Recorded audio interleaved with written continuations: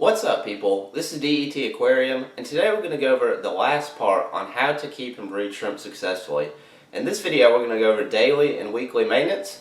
Let's go ahead and get into it. One of the great things about owning a shrimp tank is that they're low maintenance. I do take care of a few things daily and weekly I want to share with you, but what I'm going to share with you isn't the end-all be-all. It's what has worked for me in my experience. There's a lot of misconceptions out there when it comes to water changes, evaporation, remineralizing your water. And I really want to share with you what I think is correct and what has worked for me. Now, for my daily maintenance, I just do a couple quick things when the lights come on.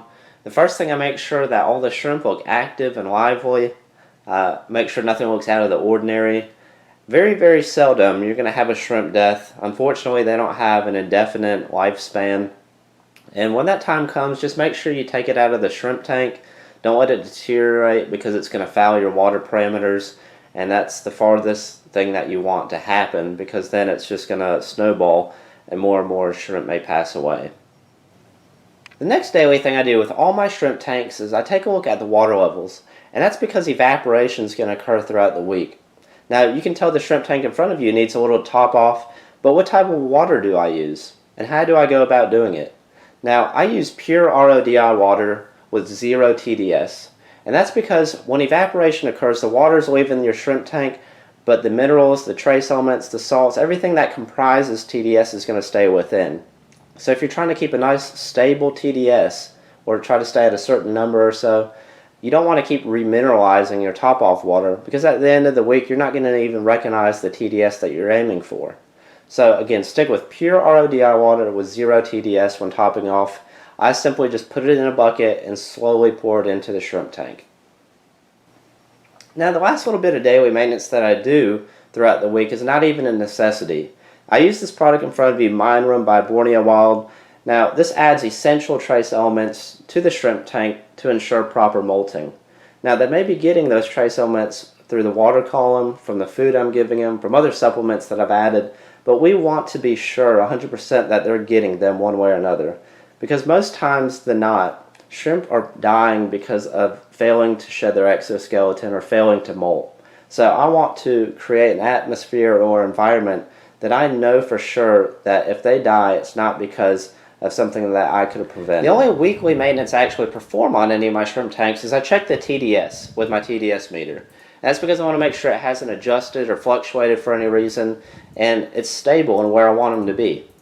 If it's not where I want it to be, then that's the only time I ever perform a 15 or 20% water change, and that's to get the TDS back to where I want it to be. Now, you don't need to do a water change just to do a water change, because we're trying to keep these water parameters as stable or constant as possible for the shrimp. Now, one quick tip about water changes. Again, I only do them 15 to 20% at a time, and I only do water changes whenever I'm trying to adjust my TDS. But you want to make sure you match the water parameters as best as possible, from the water in your shrimp tank to the water you're trying to introduce to your shrimp tank. And this is because you don't want to stress out the shrimp anymore. You don't want to have any quick fluctuations in the water parameters such as temperature or pH, because that could cause shock and potentially death of your shrimp. So what I do, I simply have my RODI water. It's already remineralized. It sits in a 20-gallon Brute trash can, and whenever I'm ready to use it, it's already fixed and mixed.